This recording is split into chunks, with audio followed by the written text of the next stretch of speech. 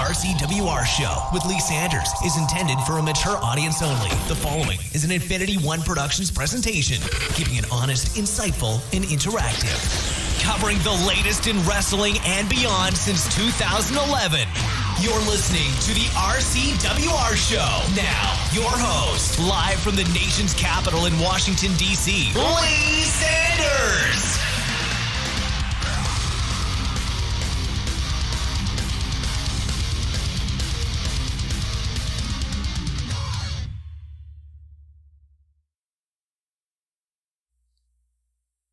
What's going on, good kind people? You're checking out all new the RCWR show for Wednesday night of May 12th, 2021.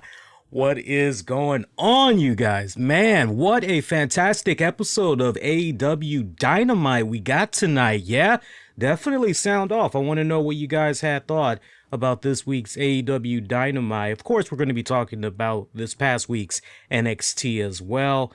Take a look at those ratings. We don't quite have the ratings breakdown just yet as far as each segment goes, at least last I checked. And I checked a couple of minutes right before coming live on the air. But if the information is out there, please feel free to share it with me. I'll definitely go over it on this episode. Otherwise, we'll just deal with the NXT ratings for this week as it stands and everything. Little tidbits of some wrestling related news, non-wrestling related news. I'll definitely look at the updated card for this weekend's WrestleMania Backlash. So we got a jam-packed episode for you guys tonight. Love hearing from you guys as always, as we're streaming on multiple outlets. So take your pick. We got the chat rooms open, super chats, live chat, all that good stuff is open for you guys. So come on, come in, dig on in, right? That's how we do it. Remember to follow me on social media, Twitter, Facebook, Instagram. Use the keywords, the RCWR show. Yo, I gotta tell you straight up, this is no bullshit. No bullshit. I gotta tell you, Dynamite tonight, this was for me personally, this was one of the most well-produced episodes of Dynamite I personally felt. There might have been a couple of areas where it was, you know what, I can kind of do without that. That's a little too silly. I'm kind of good. I don't need to see that. I really don't need that. That didn't need to be on Dynamite tonight. But overall, damn good episode. It was actually a damn good episode. I found myself from start to finish, I found myself thoroughly enjoying this episode. I gotta say, and it wasn't like I went into this episode setting the bar low or anything like that. It wasn't anything like that at all. You feel me? It was just a case of I can't really explain it. I just kind of went into this episode expecting a bit of an average episode, but overall I felt tonight they really went in there and they hit it with a home run when it's all said and done. I mean, convince me otherwise. I really, as far as my fellow broadcast partners out there, fellow podcasters out there, I would imagine almost unanimously everybody is going to be saying, yeah, you know what, Dynamite this week was actually pretty fucking good. I would be shocked. I really sincerely mean this. I would be shocked if there was an individual or two out there that had a lot to crap on with regards to Dynamite. Seriously. I hope you guys are doing well. And look, I want to give you guys a friendly reminder. I do see a lot of the stuff that's going on right now from a non-wrestling standpoint, particularly what's going on with our gas shortage situation in the U.S. Everybody is panicking. They're getting all, it is exactly like what went down with tissue, hand sanitizer, and we had shortages of that last year, right when we were just a few months into this global pandemic. You guys remember? It may seem as though it was an eternity ago, but when you really take a step back and you think about it, it wasn't that long ago that you had such a hard time trying to find tissue paper towels even, because people started improvising. They started saying, okay, well, you know what? Since I can't find any tissue, I'm going to go on ahead and I'll just get the paper towels and I'll do what I got to do with my paper towels. And constantly you have the news reports saying, please, friendly reminder, don't put your paper towels down the toilets. That's going to hurt the pipes and septic system and all that other jazz. But you remember how difficult it was to find the essentials: sanitizer, tissue, paper towels, bread. Remember that? Chicken, poultry. Even at one point, it was really, really hard. And everybody was panicking. That's the key thing. Everybody was panicking. You've seen what's been going on in this crazy world this past week with regards to the gas shortage. And it's no different than what I just described a few seconds ago. And I got to give it up to NBC Washington's own Adam Tusk putting that friendly reminder out there. And he gives you some really good stuff to follow. He's a mainly transportation reporter for NBC4 Washington here in the DMV. And he said it's short, sweet, and simple. I want you guys to keep this in mind. And he said, and I quote, the gas shortage is primarily happening because people are panic buying too much gas, not because of the cyber attack. Remember that, people. Remember that. So you see what's going on. Look, man, don't be an asshole. Don't be like, I've seen some funny ass images that's out there so far. I've seen people that, there's one image that's floating around on social media right now where it's, I believe, maybe boyfriend, girlfriend, some type of couple. I'd be shocked if it was actually a brother and sister, but they look like they're a couple. And they've got this big old SUV kind of vehicle going on and everything. They got the back trunk opened up. If you go on the Facebook page at the RCWR show, you'll see exactly the image I'm talking about. It's also on Instagram as well. And they've got about 1, 2, 3, 4, 5, 6, 7, 8, about 6 to 9 big ass red canisters of gasoline in the back. The missus is loading them up in the back, and the hubby is pretty much at the gas pump, and he's pretty much taking as much gas as humanly possible. So grand total, we're talking about, and what was on the ground as he was filling them up, there was probably like about maybe 3, maybe 4, 5 tanks, something of that nature. So don't be like those assholes. That's the whole point that I'm making. Take what you need that will get you by for the next 2 weeks. I mean, unless you're doing a lot of traveling like that, you're working for UPS, FedEx, Instacart or some shit like that. I mean, to a degree, I might be able to understand taking that much gas, but please don't be assholes. Please. And let me tell you something. Bold prediction. I'll give you guys a bold prediction right now. All these people that are running around and they are panicking. Okay, they're panicking because of what's going on. They're not doing it because of the cyber attack and all that. That's, they just hear gas shortage and they're trying to stock up. Don't be too surprised. I already know there's a loads amount of people right now on social media that's trying to get 2, 3, 4 times the value of the gas that they bought. And they're trying to make a profit and everything online where they can, wherever and everything. But my bold prediction is things will get back to normal probably by this weekend, as far as gas cycling back the way it normally is and everything. And you're going to have those same people that went out there and they bought all that boatload of gas. They're going to be stuck with it. They are going to be stuck with it. And then they're going to learn the hard way. Oh, you know what? That was kind of a bad idea after all. Just peep that out. You're going to see. Trust me. You're going to come right back next week and you're going to say, Lee, you called it, dog. You called it. But yeah, hopefully you guys have been pretty good so far. Hump day weekend's almost here. Man, let's jump into this AEW Dynamite. I'm so excited. I'm so pumped. Man, I got energy and everything. Let's rock. Let's roll.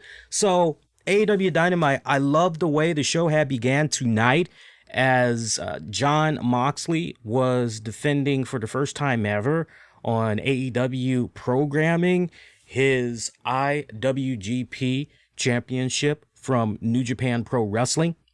He defended it against a wrestling ring veteran in Yuji Nagata. 53-year-old Yuji Nagata. My God, my man has found essentially the fountain of youth. He really has not aged worth a damn. I'm looking at my brother and I'm going, damn, dog, you look good. 53. I couldn't believe that. As I was watching him fight Moxley tonight, I was under the impression he was in his maybe mid to late 40s, but to hear that he's 53, he just turned 53. His birthday was, let's see, we're in May, right? So his birthday was actually last month. I don't know the exact date, but his birthday was last month. And he's 53. I'm like, man, looks great. I mean, phenomenally good shape and everything. Great opener for AEW Dynamite tonight. A really, really great opener. I kind of wish that the color commentators would have built up Yuji Nagata a little bit more. They touched upon the fact that this was Yuji's first time on AEW programming. Correction, this was his first. Yeah, no, I said it right. I was thinking actually more along the lines of TNT, but the way it came out just now is actually fine. This was his first time on AEW programming, but also his first time being back on TNT in over 23 years. And so I like the fact that they tried to highlight some of that, talked about his feud with Jushin Thunder Liger and everything. I enjoyed all that, working Tony Schiavone in there because he's called a good ton of Yuji's matches and everything. But I just wish we also would have stressed the fact that Yuji Nagata, a two-time IWGP heavyweight champion, world heavyweight champion, GHC champion. I mean, this guy, he's like a four-time world champion in all of these promotions across Japan and everything. One of the most decorated, greatest Japanese wrestlers in wrestling history and everything. I just really wish they would have built them up just a little bit more. I'm not saying you gotta make it as though this guy's Hulkamania brother or something like that, but you get the point that I'm making and everything. But you know what? For what it was worth, I took it. It was fine. Love how they went about this match. Jon Moxley's entrance, by the way. Oh my God, I had a field day. I had a field day watching people that were online and they were complaining and all of that. Why's Moxley coming out? Did somebody screw up his entrance music? He doesn't normally come out to that. He comes out to his crazy, his Jon Moxley music. He comes out to his hardcore music. Why is he coming out to this? This is stupid. Somebody fucked up. I just kept seeing that over and over and over and over again. And I'm going, no. This is a nod to a wrestler. This is why he's coming out to this entrance. And it's funny because the color commentators, they never mention who Moxley was probably given that nod to. And if you ask me, quite honestly, I wouldn't be surprised if they didn't know. I wouldn't be surprised if it was a case where Moxley maybe somehow unfortunately wasn't able to relate to them, hey, I'm coming out to this theme because I'm giving a nod to, just so you can let the viewers know. I wouldn't be surprised if it was something along those lines at all. Kind of took me back a little bit. Look, I'm not an old man, but I'm still somewhat a young man, but I am kind of, getting up there in age and everything. But the Trogs, he came out to the Trogs Wild Thing. And sadly, mostly everybody knows that song with Geico. That's the sad part. Most everybody knows that song because of the fucking Geico commercials. You got the fucking jabroni on the fucking motorcycle. Wild Thing, dum, dum, dum, dum, dum. You make my heart sing. And now, he wakes up from his little motorcycle dream and he's in the DMV and there's some chick. You owe us $433. Wild Thing. What's the other one they got running around right now on Geico? Why don't you fill me up, Buttercup, baby? Whatever the hell that song is. But Trogs, back in their day, Trogs was a damn good band. They were a damn good band. They were probably, if I were to describe the Trogs, English band. I think Trogs pretty underrated, if you ask me. I just always kind of felt they were a little bit underrated. I mean, yeah, some good hits here and there. I mean, Wild Thing, With a Girl Like You, Love Is All Around. I mean, they did pretty good. They sold about, a million copies of their music and everything. But when I think about the Trogs, if I were to describe them, they were kind of like I would say garage band, pop rock, maybe a early version of punk rock. I don't know if you guys that know your rock music like that, I don't know if you would agree with me from those standpoints, but that's pretty much how I would kind of look at them. Heavy influencer for bands like REM. And you guys that know your REM and all that, now that I've kind of mentioned that whole thing about Trogs and everything, you could probably see what I'm talking about there. But Jon Moxley came out to that as a nod to one of most likely his all-time favorite pro wrestlers growing up. I wouldn't be surprised if he did an interview saying, yeah, watching this guy's matches definitely inspired me big time to want to get involved in the business. One of his first early memories was because of checking out this guy's matches, and that is Atsushi Onita. Atsushi Onita, or you could just call him Onita. And Onita, God, I mean, what hasn't this guy done? Politician, actor, wrestler. I mean, this guy had founded a couple of Japanese wrestling promotions. 63 years of age.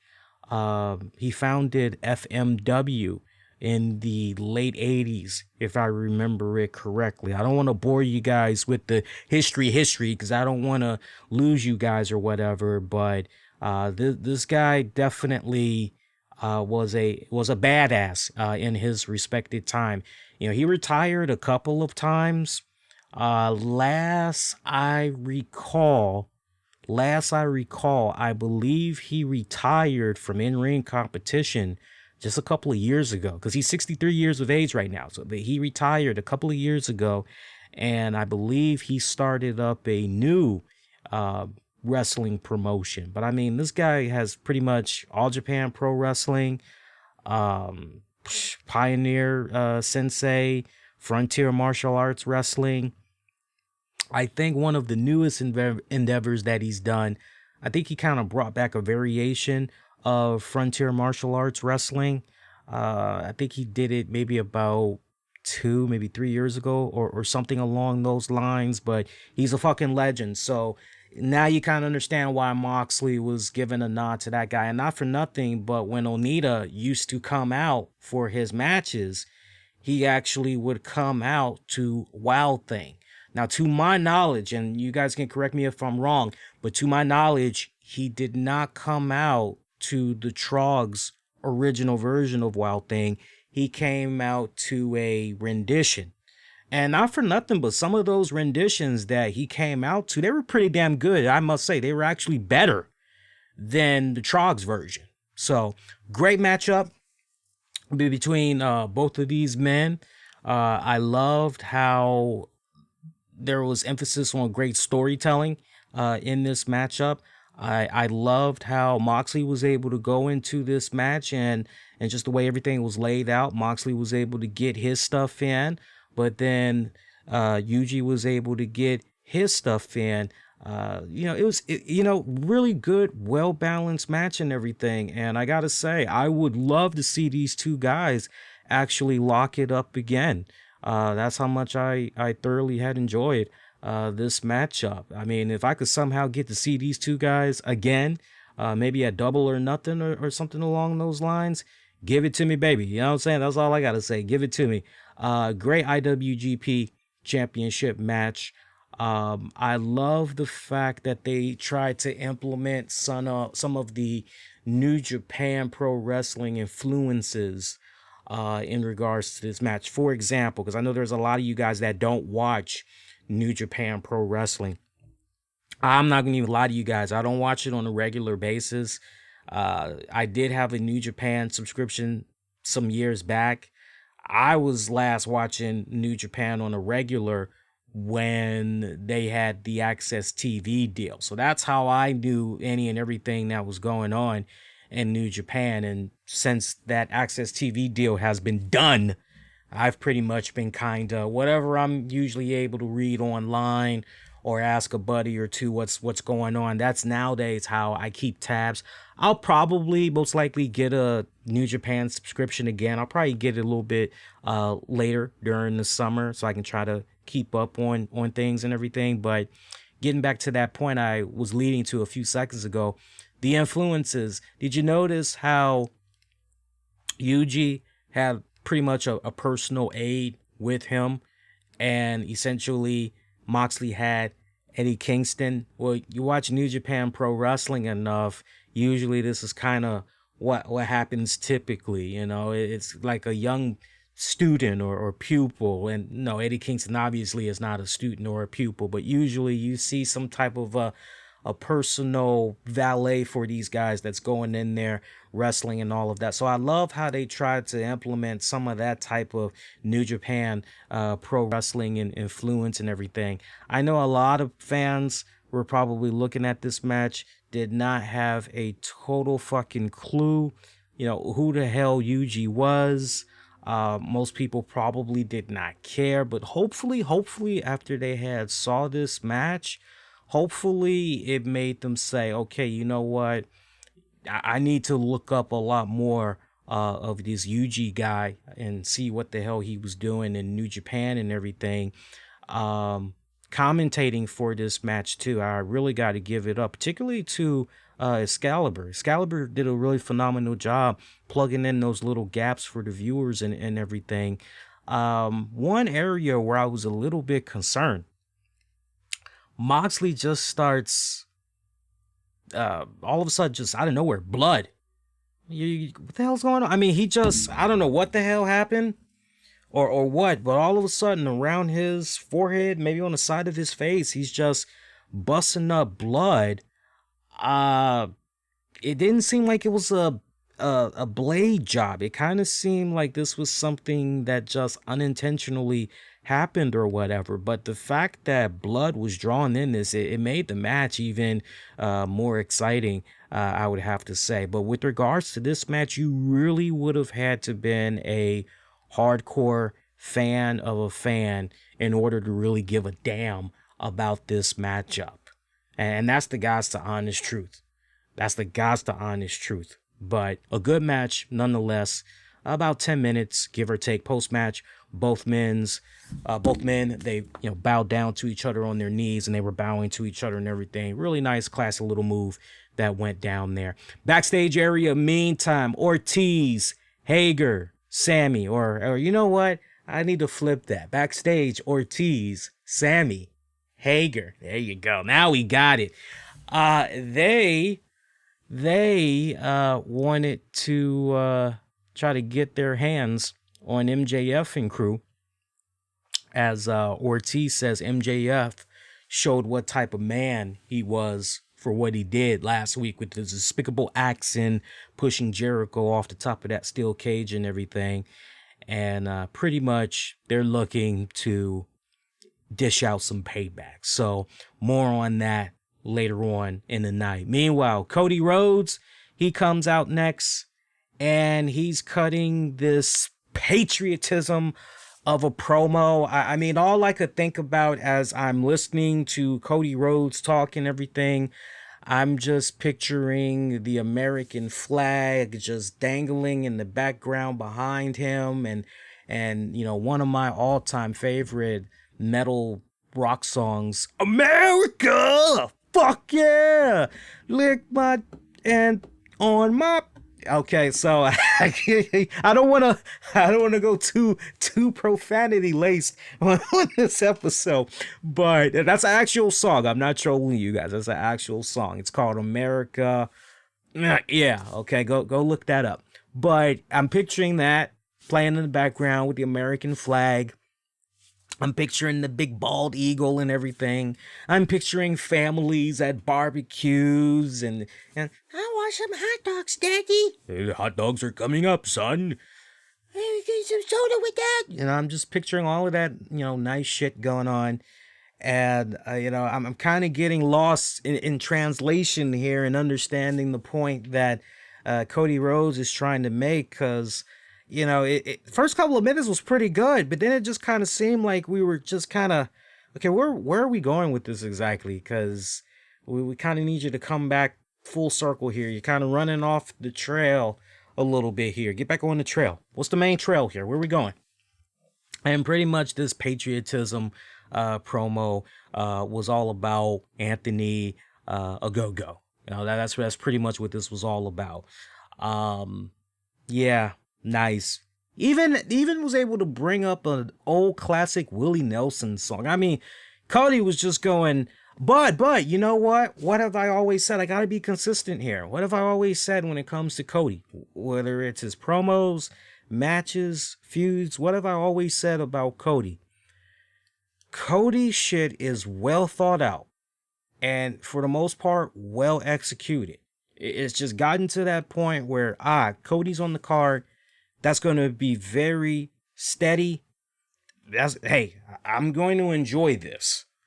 This one was a little bit kind of a little bit sporadic there.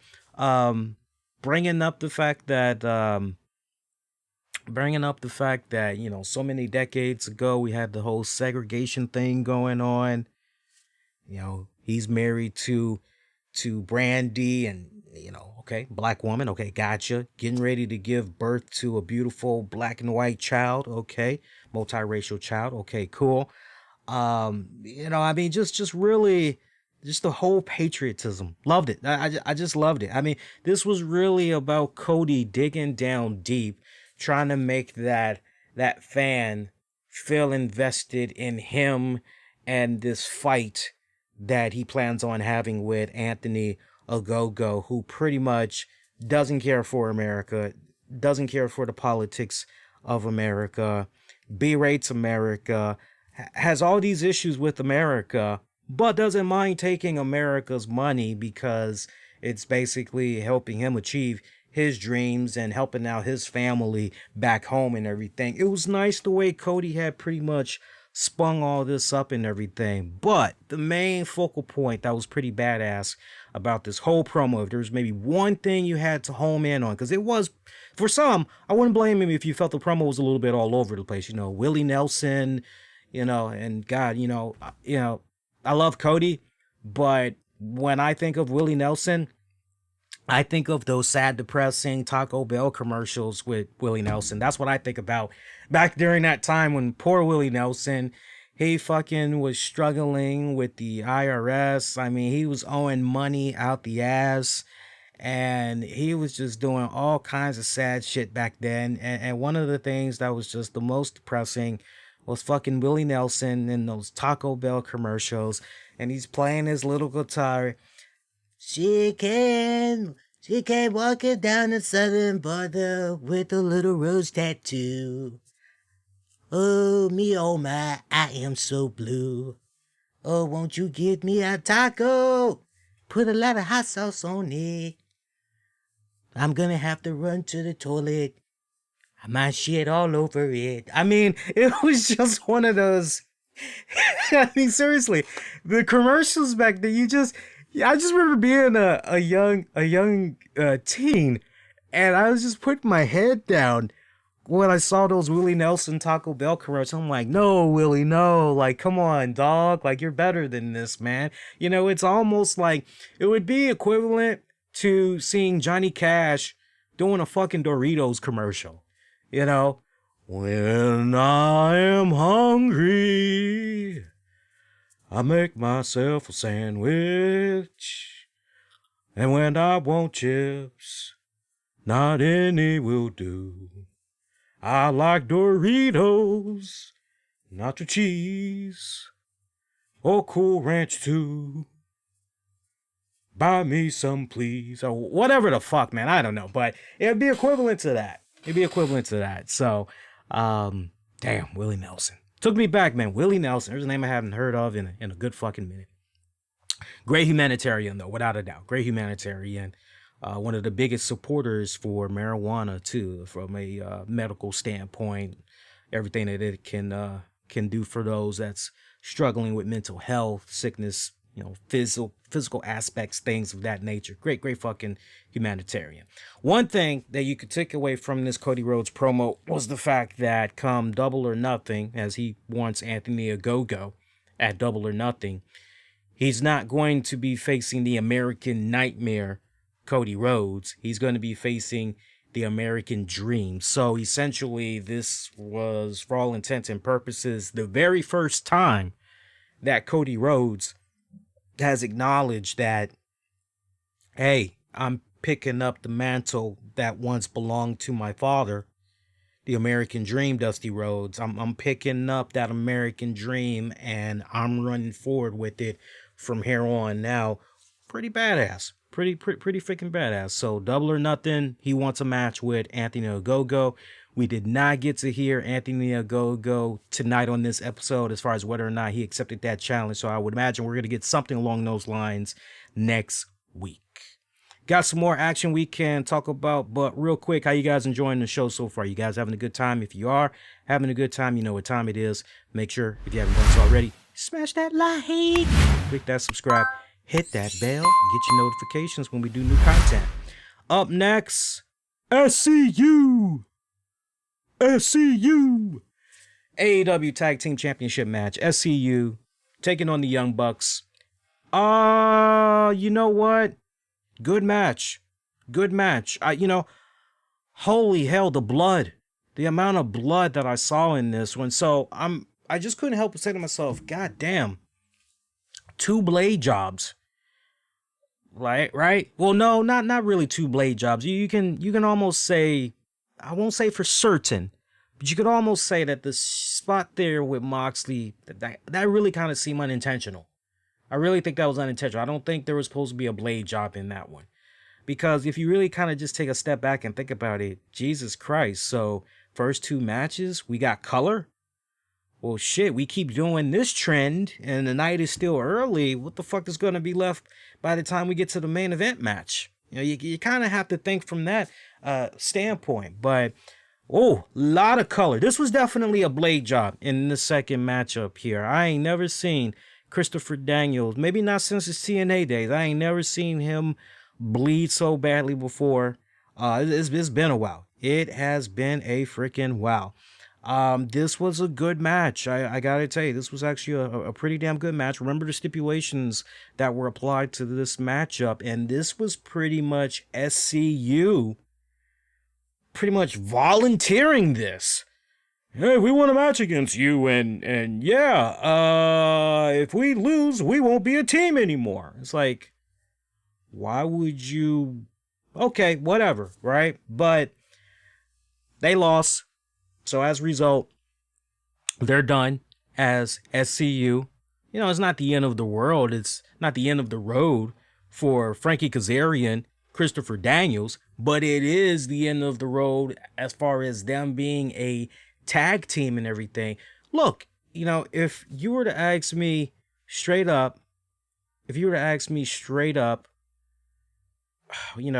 did I think about this match overall, and the fact that Young Bucks retain the titles?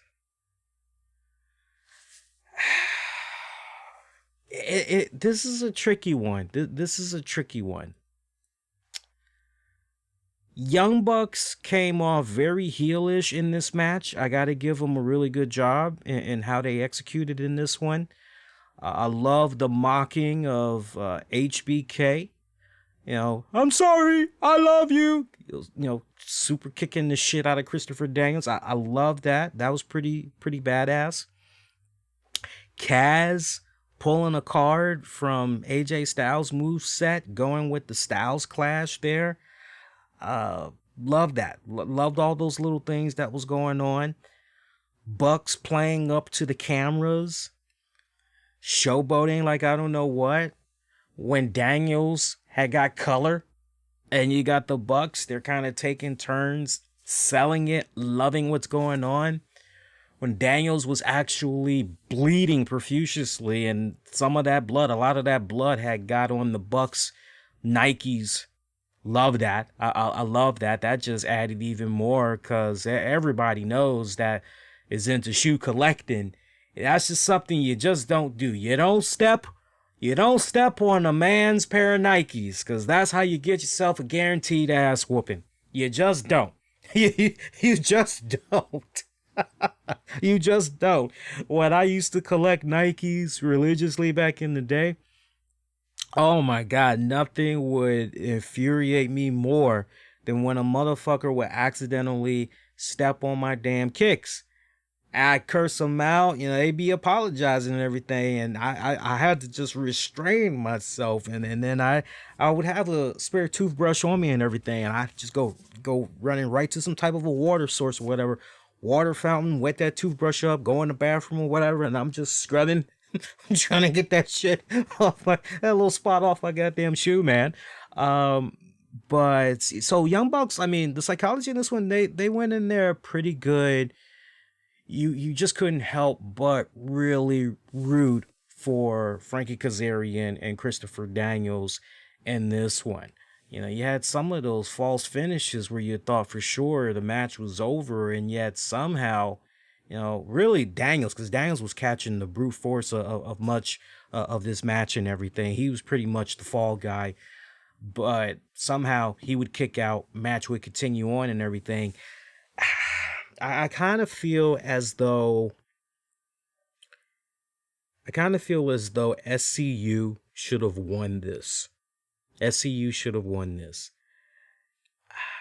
That's just how it feels to me personally, because if you really kind of stop and think about it, sure, when AEW first began, SCU, we saw them constantly on our TVs for those first handful of months, a lot of that first year, give or take. We saw a lot of SCU on our TV, but then we got to a point there where they started making sporadic appearances, really weren't in a story arc like that. And it just kind of feels as though within recent weeks, all of a sudden, they've you can make the argument, now they're resurfacing. You dig? So the fact that we had this match, the stipulations that was, on display here, I just kind of feel that SCU probably was the way to go. Let them have that magical carpet ride going into, I mean, me personally, if you ask me straight up, okay, well, what would you have done, Lee? I probably would have had them go over, maybe have them lose the titles at Double or Nothing back to the Young Bucks. Maybe. But, and that's a slight maybe. I kind of feel more as, let them hold on to the tag titles and let them go until, what are we in now? This is the month of May. Maybe let them go until late July. I think that's a decent amount of time. Maybe let them go until late July. But it is what it is. Just I'm a little lost, because how can we as fans feel the type of investment that the writers and bookers want us to feel when you just kind of nonchalantly, okay, this is what we're going to do with these guys. Here's the stipulation, and it's like, oh, well, okay, if that's a stipulation, okay, but other than that, a good match. I'm not shitting on the match, guys. It was a great match, but I don't know, the finish is a little bit questionable in my book, personally. Teach its own, but the finish to that, a little bit questionable in my book. Let's see. Next up, damn good match, though. One of my favorite matches of the night. First two matches off the break. So, I mean, when you really kind of break it down, we're talking about essentially almost the first 30 minutes of Dynamite. Pretty solid. One major problem before I move away from this, and this is the main point that I'm talking about as far as, hey, how can we as fans feel invested in XYZ and everything? Home in on this for a second. So after the match is over, that's when the reality sets in that, oh, SCU, this decorated tag team that we've seen in Impact Wrestling, TNA, ROH, and I mean, you name it. I mean, we've seen these guys all over the place. Back in the day when it came to shoot interviews, long before every single wrestler decided, I want to do a podcast. Man, nothing was more entertaining than, man, Christopher Daniels, Frankie Kazarian, they're doing a shoot interview. Oh man, Frankie Kazarian, Christopher Daniels, they're went on some podcast for an interview. Nothing was more exciting than, all of those things going on and everything, right? But one thing I want to home in on here is after the match is over, when we really, as fans, should be able to, wow. And just like that, it's over for this team, these brothers that have been together for like a couple of decades now. Wow, this is it. They can no longer be a tag team. They can tag with other people. They can go as solo acts. But as far as the two of them getting back together in AEW, that's pretty much it. They're done. You would think we would have that moment where there's silence. Daniels, Frankie, they're a little bit in disbelief. They're a little bit confused. They're trying to understand and process what just happened. And then that's when the reality starts kind of sinking in a little bit. Hell, Daniels' face, he's all bloodied up, he's dripping down his eyes and all that. Hell, go for it. Sell that fake emotion of you're crying. Be emotional and everything. Frankie kind of going in there, hugging him and everything. And then you have the fans. They just start clapping, right? They just start clapping, and maybe you could get a little Daniels Kazarian chant or a SCU chant and all of that. Really fucking sell that moment. No, we don't get that. You know what we get?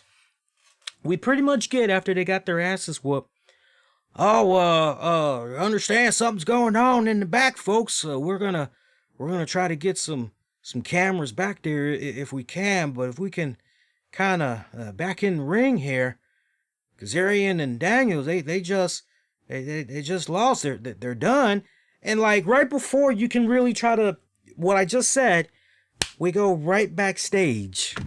Nothing was more important than going backstage to see Moxley and Kingston pretty much mess up the Pinnacle's locker room. That was more important than what happened with SCU. You feel where I'm coming from now when I say, as far as, the way this just kind of spontaneously, kind of having that nice proper build up and all of that other, that's what I'm talking about. And then we go to a commercial break. Yet we come back from a commercial break, we get the whole moments ago, SCU is no more, and we show little highlights of them hugging, and it's like, no, you missed it. You missed it. You blew it. You blew it. You freaking blew it. I'm a stickler for detail tonight. I'm sorry, guys. Not sorry. Sorry, not sorry. Stickler for detail tonight. Anyway, Christian Cage is being interviewed by the lovely Dasha Fuentes. He talks about how he's well aware of the shots that Taz had against him from last week in his Tale of the Tape. And he pretty much issues a word of advice to Taz, pretty much once again, hey man, you were cool back in your day. You ain't the hot sauce anymore. So Cage presents a open contract challenge for next week, where basically any member of Team Taz can step up to the plate, and anybody that wants to face him, he'll gladly face them. Meanwhile, Cage brings up the Casino Battle Royale, and he says he wants to get a shot at the AEW World Heavyweight Champion. He wants in the Casino Battle Royale. Matt Sydal pops up. Remember, he's been on his whole path of redemption and everything. Cage points out to him how last year didn't go so well for him. Cage also adds to that he thinks things are just going to fall into place. Sydal tells Cage, you know what, forget about what's going on there with Team Taz. How about you and me? Let's get it on next week. I'm going to sign that contract. You fight me next week. So next week, it is going to be, God damn. I got to show you guys this. One of my friends who's into the wrestling, he just sent me a image. I gotta show this to you guys. It's very rare. Do you have me just kind of break away and just god damn? I'll show this up. I'll show this to you guys in a hot second here. I'm loading it up. But anyway, so next week on Dynamite, it is going to be. Actually, you know what? Let me go with this. So next week it's going to be Christian Cage taking on Matt Sydal. That should be a pretty damn good matchup, actually. I'm actually looking forward to that one. Let's see. What else did we have on the card tonight for Dynamite? I mean, we're kind of blazing through this so far. See what else. Orange Cassidy taking on Pac. I mean, we keep getting all throughout this match. Look, for the most part, I got to say, for the most part, the picture-in-picture stuff tonight, it was okay. It wasn't too much of overkill, but it was kind of almost feeling like it was on that borderline of overkill. And for Orange Cassidy versus Pac, stay right there. Yeah. Picture-in-picture. You won't miss. Like, I'm sorry. I'm not going to be squinting my eyes looking at that little tiny fucking box. Sorry, not sorry. I'm not going to do that. Here's a better idea. Have an app. Just have an app. When you go to a commercial break, I don't need to hear the commentators. Just give me that in-ring action. Let the audio and all that play itself out and everything. And, when the show is back from picture-in-picture, all right, we're done with the app. We can go back to watching on our TV and all that good stuff. I don't care for the picture-in-picture. I think they did about 2 picture-in-pictures, maybe 3 in this matchup. Quite irritating, personally. Quite irritating, because the match was pretty good for what it was worth. Kenny Omega did a run-in, hit Pac in the back of the head with the belt. Ref doesn't see this. Ref starts to count. Gets to 9. We got a double count out. You heard me correctly. Somehow we get a double count out. Now, if you were to ask me, hey, did this feel a little bit overbooked? Yeah, it felt a little bit overbooked right here, because, I mean, think about it. You had the freaking picture-in-picture bullshit that was going on there. Then you got Kenny Omega. Then you got this double count out. It makes no sense to me whatsoever. There's inconsistency here. And I have a big problem with this. Despite the fact that the match was solid, I have a big problem with all of this, because overall, you're hurting the recipe. Overall, you're hurting that soup that's been on the pot there for a good minute brewing. You kind of messed it up with all of this additional ingredients, okay? Because think about it. Just last week, Kenny Omega saying, oh yeah, it's the match everybody wants to see. Everybody wants to see me and Pac. Let's make this happen. He laughed at the idea of an Orange Cassidy being in the ring with him, sharing the same breathing space with him. He scoffed at that. He thought that was a fucking joke. So what I don't understand is, why would Kenny Omega, of all people, maybe I missed something. If I missed something, let me know here. But why would he run down there, hit Pac in the back of the head with the belt? Okay, ref doesn't see this. Ref starts to count. She gets to 9, and then somehow there's a double count out. I personally, I think it would have made more sense for Kenny Omega, just to keep up with consistency here, would have made more sense for Kenny Omega to hit Cassidy and essentially help out Pac.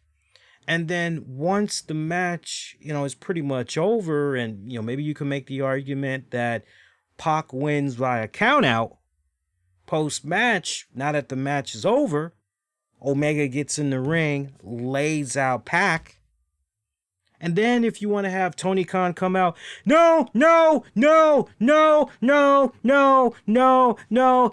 like this. Not like this. May 30th.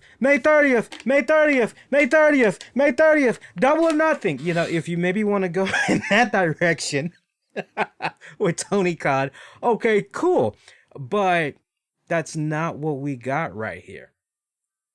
This was this was very, very, very weird. This was a very weird finish. You know, I'm okay if the game plan all along, we're going to do a triple threat match. If that was the game plan all along, I'm okay with that. Just be a little bit more thorough, clean your shit up a bit more and how you're going to lay this all out and everything. All right, so that was that. Let's see, what else? Don Callis grabbed a microphone afterwards, talks about how he's not a ref. You know, oh, this means we don't have a winner, blah, blah, blah, blah, blah. Means that as far as a match goes at Double or Nothing for Kenny Omega, looks like he's not going to have an opponent. So Don Callis is pretty much alluding to a road trip. Kenny Omega wants to do a road trip as they pretty much make their exit. Yeah, but Tony Schiavone comes to the scene to pretty much let them know that he got word from AEW management that at Double or Nothing is going to be a world title match. Kenny Omega will defend it in a triple threat match against Cassidy and Pac. So that pretty much was it. Backstage area, Young Bucks, Good Brothers, they're pissed at what happened with their locker room. They know exactly it was Moxley and Kingston responsible for it. They issue a challenge to them to fight them at Double or Nothing. We didn't get to hear whether or not Kingston, Moxley accept. We're going to find that out pretty much. You know, if we didn't get a graphic saying it was going to be happening, I think it was just kind of one of those teasers. Next week's episode, pretty much see their rebuttal. Let's see. What's next? Dark Order, they're with Hangman, Adam Page. Bring up the fact that Page slipped in the AEW rankings. He's now at number 5 and everything. Talks about Brian Cage. Says, hey, you know, wasn't satisfied with what had went down when last we locked up. Put to you an interesting proposition. Why don't you leave Team Taz, all those guys, just leave them all alone. Face me in the ring, one-on-one. You beat me? Hell, mad respect. You did it on your own and everything. You earned your spot. But right now, it's like, I'm not really feeling how you got that win. It's like, so, next week, Brian Cage, Hangman Page, round 2. Celebration time, Pinnacle, they're doing their thing. They got some nice looking ladies that's with them. This was pretty much about them gloating over the fact that they owned Inner Circle in that parlay war games match, if you will. Speaking of Inner Circle, they come out, they're riding some type of a Jeep or whatever. We don't see Jericho. Sammy Guevara is pretty much, you know, leading the way and everything. Jericho pops up from the back, though, and he says to MJF, hey, as far as that rematch goes, you going to give it to us? MJF says no. Chris Jericho, are you sure? Just for clarification, you're saying no. You're not going to give us a rematch, MJF. That's right. I said no. Anno, no. So they got sprayed. I mean, man, that thing wasn't even the water pressure that was coming out of it. It wasn't even anything that was, wow, that's a lot of juice. You know, it wasn't anything of that nature. What I would have appreciated, it wasn't even comical. It just felt kind of, meh. I didn't laugh. I didn't smile. I didn't even go, silly. I just went, meh. I think what should have happened in that particular moment, I think once Sammy Guevara started turning on the little Nerf water gun shooter there attached to the Jeep, it had a malfunction. And MJF could have came right back and said, what's matter, Sammy? You ain't got that drip drip? Oh man, you're having problems with your gun? You know, there's a pill for that. And maybe we could have heard Chris Jericho say something along the lines of, "Oh, you think that's funny? You think you got a one up on us, MJF, huh?" And Jericho could have said something along the lines of, "It's okay. We kind of expected this was maybe going to happen. That's why we came up with a contingency plan." And the guys could have just been standing there for like a couple of seconds, like, oh, "What the fuck is he talking about?" And just dump him with manure. Just dump him with nice, good, nice liquidy diarrhea. Just, that would have been kind of cool. But, it is what it is. All right, next up. Wow, we're already here. Main event match. I can't believe. Really? Wow. 4 matches tonight. Doesn't feel like that. No, we're missing a match. Thunder Rosa was in action. I can't remember the girl that she faced. I'll have to rely on you guys to give me her name. I watched a couple of minutes of it. It was pretty much a squash match. Homegirl was barely any competition. But Thunder Rosa was in action tonight. So actually there was 5 matches tonight. Jade Cargill had a nice little video package that was shown from earlier in the day, apparently. As you guys know, that guy that used to be the lawyer or whatever for MJF, he pretty much went over on one of those dark shows, talked about how he took MJF to the lucrative deal that he has now and everything that's happening to him in the Pinnacle, all pretty much because of him. He wanted to offer his services to Jade Cargill. They tried to follow up with Jade. Okay, we got Vicky Guerrero. We got this person. Who have you decided to manage your affairs? Jade Cargill is still saying she's not only a free agent, but she's her own boss. She's the baddest bitch. That pretty much was the end of it. Mad props to the interview that was conducted by Jim Ross and Britt Baker tonight. That was pretty damn good. I gotta say, as far as like all the little B-roll, little video packages, pre-taped interviews and little spots and all of that, for me, what Britt Baker did with her sit down with Jim Ross tonight, I thoroughly enjoyed that. I love how they touched upon the fact that a year ago, Britt Baker, can't believe it's been a year ago too, Britt Baker had that one match with Sheeta. Face got busted open and everything. She had to have reconstructive surgery, get some work done on her nose and all that.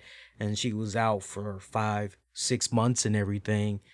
And I like how she tried to put over Sheeta, talking about how she was a champion during a difficult time in the company's history with the pandemic and all. That was nice. Trust me, everything was really good. Personally, I wish it could have been tweaked a little bit. Personally, I wish that Britt Baker, but see, she would have came off a little bit baby face-ish. That's the only thing. And what I'm alluding to is the fact that I wish that we could have called it for what it was worth, which is Sheeta has barely been defending that AEW Women's Championship. I wish Britt Baker would have called her out on it, and Jim Ross could have said something along the lines of, to kind of counter that. Oh, so what you're saying is if you were to defeat Sheeta for this women's championship, you're going to be a fighting champion. You're going to give opportunities to all newcomers, all comers. It would have been nice to kind of go in that direction and just kind of watch the way Britt Baker maybe would have tried to dance around it and everything. But for what it was worth, it came off for the most part very well prepared. Britt Baker seemed very poised. She seemed very confident, very, very matter of fact. It flowed well. It just flowed very, very well. Her bouncing back and forth with JR. I loved it. It was good stuff right there. I gotta say, of all the matches, as far as Double or Nothing goes, I'm looking most forward to that matchup. I'm really hoping that we get a new AEW Women's Champion. Now, that main event match, TNT Championship, Darby Allin taking on Miro. Loved it. Miro becoming the new TNT champion. You know what? I'm so fucking okay with that. I'm so fucking okay with that. You guys have no idea. Nope, that ain't it.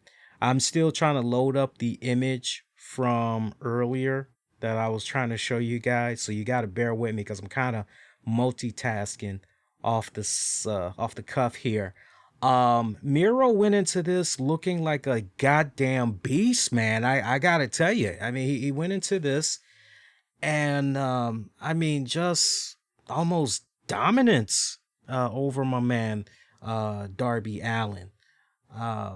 This was good. This was good. I mean, just seeing the new momentum that Miro has been on.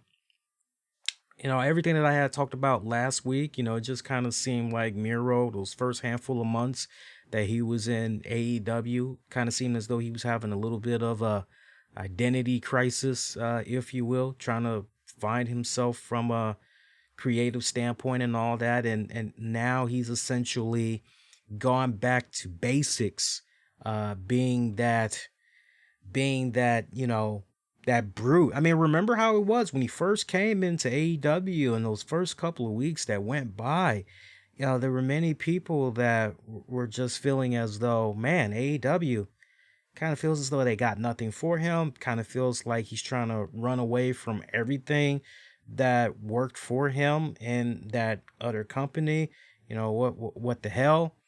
But with this one, and he also kind of came off in those previous months, he also kind of came off as unmotivated. He just kind of came off as if he was I don't know, maybe lethargic. I don't know if that's the word I want to use, but what a difference. Just fast forward. What a difference a handful of months make and everything. He went into this one and he pulled in a fucking classic. I fucking love this right here. I fucking love this. Darby was in this, hanging on as best as he could and everything, but Miro, yeah, Miro, game over. New guy, loved it. And the finish to that match too. Ref had to stop the match. The ref had to stop the match. I loved it. I fucking loved it. Post match, Scorpio Sky, Ethan Page attacking Sting. Sky kicking Sting in the back of the head. Dark Order had came out. They tried to help out Sting and Darby Allin once again. Meanwhile, in the ring, Miro holding on to that new title. Lance Archer pops up and he's pointing to Miro. Kind of signaling, I want your ass next. So kind of interesting the way the show went off. And yet, once again, we got that little interesting dynamic that's kind of going on there where Lance Archer, essentially is kind of coming to the aid of Sting and Darby Allin, so to speak, but he's also having his own personal interests in mind there. Kind of another interesting development right there. I want to know what's going on there with Lance Archer. Okay, officially, has he taking a liking to Sting and Darby Allin? He's really taking the heart. That one conversation that he and Sting had where Sting said to him, you got all the potential in the world. I can see it. You can probably one day most likely be a world heavyweight champion. You just got to tighten your game up more or whatever. Is that all of that Sting said to him some weeks back, has that really gone to heart for the Murder Hawk? And what's going on? Be nice to kind of officially go on record there. But pretty solid episode of AEW Dynamite for this week, I gotta say. Definitely a very good episode. Now, let's talk ratings for AEW Dynamite before we get ready to move on to NXT and everything. I'm looking at the ratings for Dynamite for last week. Pretty good for their Blood and Guts episode. Number 1 for the night in the 18 to 49 demographic. Show average 1.90 million basically viewers with a 0.42 rating. Pretty damn good. As far as this week, what I'm expecting for them to do this week,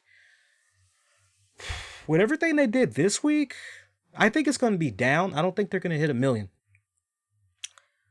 They'll probably get about 984,000. I'll say 984,000 that they'll get for this week. I mean, that's still not a bad thing either, but that's how I'm looking at it. I'm not going to go through the quarter breakdown for last week's AEW Dynamite. I'm not going to go through that. Actually, you know what? Let's go ahead. Let's go through that, because I think it's a very interesting tale, because when you look at the numbers overall for last week's Dynamite, where their bread and butter was, it was for Pinnacle versus Inner Circle. They pretty much grew their base in the 3 segments. So peep this out. Quarter 1, Kenny Omega, Michael Nakamura versus Jon Moxley, Eddie Kingston. Pretty much 1,093,000 viewers. Quarter 2, Cody Rhodes taking on QT Marshall. You dipped a little bit. 1,014,000 viewers. End of Rhodes versus Marshall, Ethan Page, Scorpio Sky, Darby Allin segment. Britt Baker taking on Julia Hart. That gained 1,081,000 viewers. Taz video, SCU versus Jurassic Express versus The Acclaim versus Varsity Blondes, 983,000. All right, so you dipped. You went down by about 98,000. Kenny Omega and Orange Cassidy segment, Miro interview.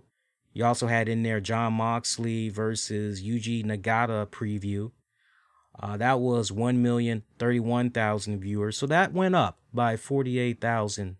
Not bad. Pinnacle taking on Inner Circle. You gained. You had 1,144,000 viewers. So you went up by 113,000. Pinnacle versus Inner Circle in quarter 7. 1,156,000 viewers. That went up by 12,000. Quarter 8, end of Pinnacle versus Inner Circle, 1,210,000 viewers, up by 54,000. So as you can see, with regards to those segments for Pinnacle versus Inner Circle, I mean, that was really their main bread and butter right there. But pretty much for most of the night, they were able to maintain and build. So pretty damn solid. Congrats to AEW for that. Pretty damn solid. We got an update, by the way, on Ricky Starks. Remember, we were talking about that sick ass spot that went down last week with that neck spot. Looked like he really bent the hell out of his neck and everything. Well, you know, he sold that joint like a champ. You know, the way he tried to no sell it and everything. Like, yeah, it ain't nothing. Well, he's going to be out for a handful of months. On a recent episode of Busted Open, Tony Khan had provided the update on Ricky Starks, and he said that, in fact, Ricky Starks suffered a neck fracture. And he said he read some direct quotes from Tony Khan. I feel terrible. I wasn't going to say anything about it. Rico, in the match against Heyman, had hurt his neck. He came out of it feeling okay. He really felt like he dodged a bullet. So we felt good about it, but Doc Sampson said pull him out and had him go get checked out. And he had a little soreness, and Doc sent him for an MRI. We didn't know what to expect. Rico thought he was going to be okay, and it turned out he had a small fracture in his neck. And he went on to say, so he's going to be sitting out for a while. It's very scary, but I'm really glad they took all the precautions they took. That's why Doc sent him to get a second opinion and go get an MRI. They definitely told him to take a few months off and rest. It's a very unfortunate situation. I wasn't going to say that specifically, but it somehow got out. I talked to Starks about it last night, and I'm really gutted for him because he's worked so hard to get this spot. And he would have been a big part of Double or Nothing. Can't say enough good things about Ricky Starks and what he does for AEW. So, it's kind of one of those deals where, when you go back and you look at that spot with the neck, you just can't help but feel, ooh, because it could have been a lot worse. It could have been much worse. I wouldn't be surprised that if going forward, when Ricky Starks does come back, that particular move. I mean, look, I've looked at a decent amount of Ricky Starks stuff from NWA, mainly NWA stuff that he's been doing in AEW so far. And I gotta say, that particular spot with Hangman Page from last week, in retrospect, it seemed a little bit uncharacteristic. I don't really recall seeing Ricky Starks do that type of a maneuver when he's put in a spot like that.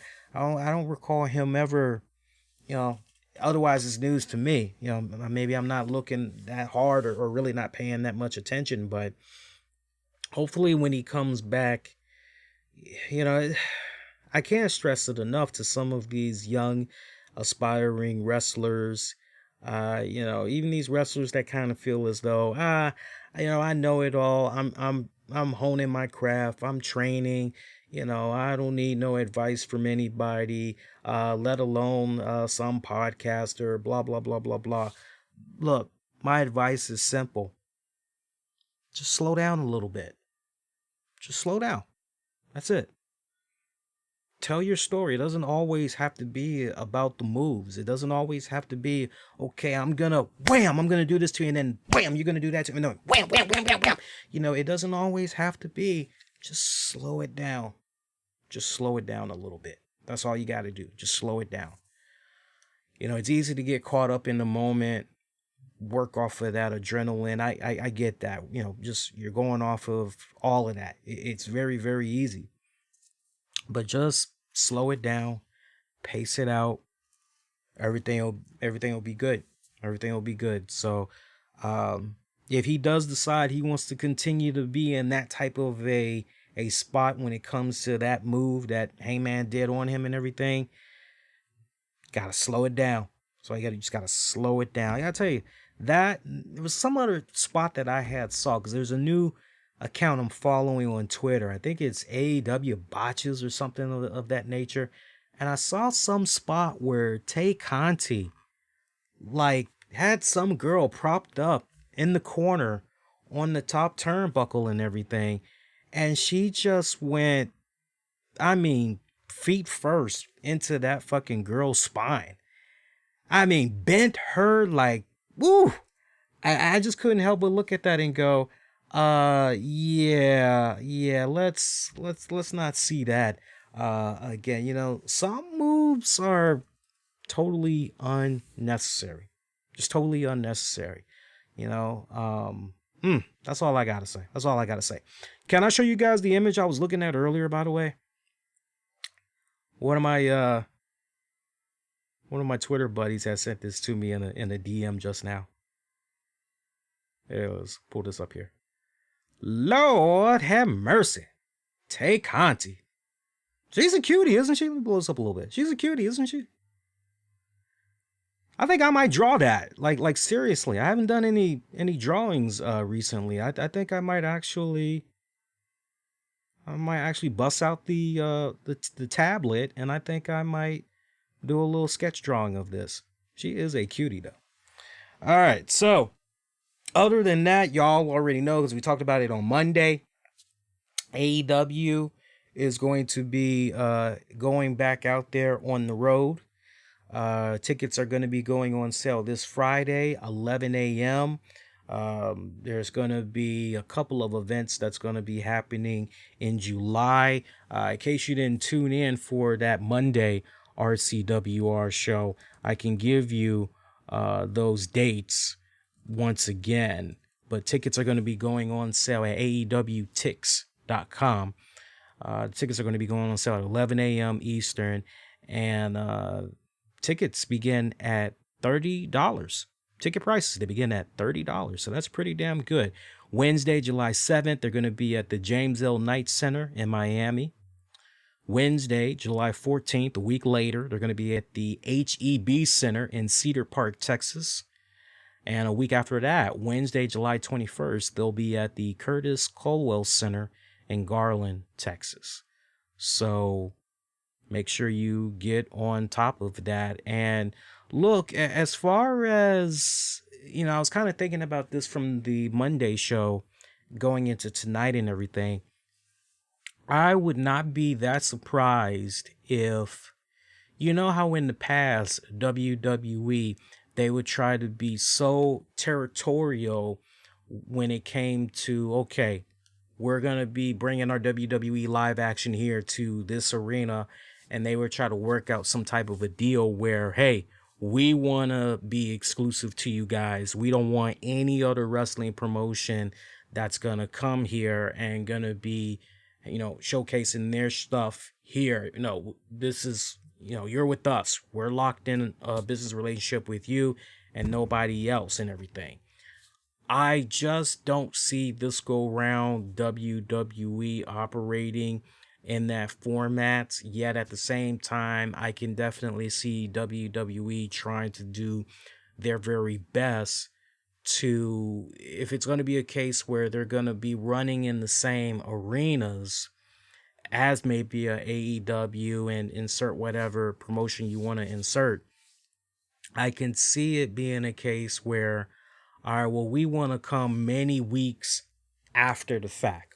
We want to come a couple of months, down a month or two after the fact. I can definitely see something along those lines. And then look, the other thing that you guys got to also factor in when it comes to these live events, these live wrestling events, you also got to factor in that, we still got many states that are in a restriction mode right now.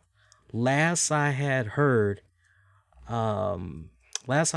there were 22 states. Now, maybe that's changed. I know the District of Columbia, in like the next 2 weeks or less, if the COVID numbers continue to go down, Mayor Muriel Bowser, the DC mayor, she pretty much said, okay, we're going to just full capacity.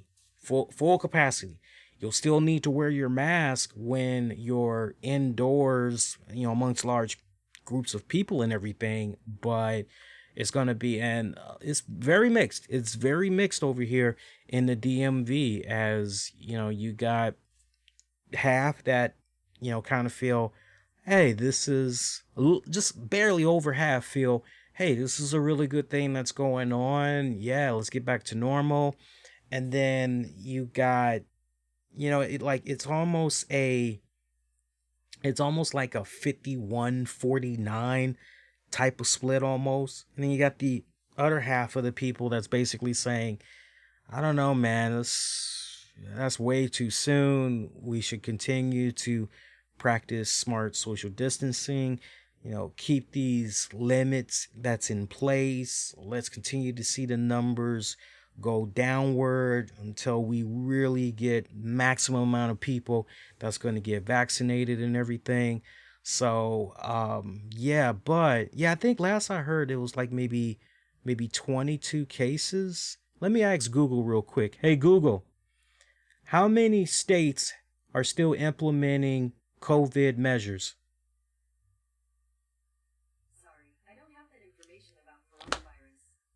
Oh, I can't stand Google. I'm pretty sure last I heard there was like 22 states that still had some type of COVID restrictions that was going on and everything. So kind of keeping that in mind, going back to what I was saying earlier, I would imagine that some of the states, they got their restrictions. So that's where things get a little bit tricky for some of those wrestling promotions and everything, because understand, folks, you're not going to be able to just boom, MSG. It's not going to go down like that. It's not. we'll get to that point. I think everything is going according to plan so far. Kind of everything that I've been saying off and on these past couple of weeks. It really feels as though probably by the end of summer. If you guys been checking out the shows these past couple of weeks, I've told you guys probably by the end of summer. That's when we're really gonna kind of see things kind of open up a lot more and everything. But I see a majority of these wrestling promotions kind of running in the same arenas. You know, it ain't gonna be the Verizon centers. It's not gonna be the A&T stadiums. It's not gonna, it's gonna be, what did I say last week or 2 weeks ago? It's gonna be, that's that A tier venues that I'm talking about. And then you got the B tiers, the C tiers, the D tiers. I see these wrestling promotions for these next couple of months. They're going to be mainly running in those C and D tiers. That's what I'm seeing that's going to be playing out. I could definitely see them also from a map standpoint. I can kind of see them playing more to those particularly southern states. I could definitely see them playing more to the states where, with regards to the 2020 election, I can definitely see some of these promotions going to those red states because those red states, you got to peep this out. You got to think this way. Those red states, they're going to be the ones that, the crap with the mask, and you're not getting too political, but mask is bullshit, blah da da, blah da da da da da. They're probably gonna, if they haven't already, they're probably business as usual. Come on down. So I can see a lot of the wrestling promotions kind of playing to those particular areas as well. Definitely a lot more events will be happening at venues that. Where's that? I've never heard of that before. Where's that located? So kind of peep those things out. Keep all of that in mind going forward. All right, let's rock and roll. Let's keep on going here. All right, NXT for this week. Not too shabby of an episode of NXT. Let's talk NXT. What was that? May 11th, 2021. Pretty solid show. Austin Theory destroying the hell out of Karrion Kross. Look, we were kind of complaining about this a couple of weeks ago, how Karrion Kross has pretty much just been chilling in the back, eating a sandwich, waiting on the competition to come to him and everything. And yeah, now we finally get Karrion Kross in action, and a little bit of a short match. I think this match barely went about 5 minutes, give or take. I did like the fact that Johnny Gargano tried to help out his boy Theory and caused a little bit of a distraction there, where Theory was able to kind of rake the eyes of Karrion Kross and was on his A game as far as offense goes for a hot little bit. But mediocre match, mediocre finish. No shade on Karrion Kross. I love Karrion Kross. He's gonna be a fucking beast when it comes to being on the main roster and everything. But for me, I just didn't particularly care for this match. I actually was digging what went down post-match, actually, because post-match, Finn Balor was just right there beside Karrion Kross, as Karrion just slowly looked over his left shoulder, and Finn Balor was just standing right there and saying to him, I want my rematch. I want a shot at that title. And Karrion Kross pretty much agreed, you want a shot? I want you as well. Like, let's do this. You're on. We're going to do this. So officially, Karrion Kross, Finn Balor, they're on. So, and that essentially was what Karrion Kross was talking about the entire time. You want some, step up to the plate. And you got to say, Finn Balor definitely has done that. Breezango taking on MSK.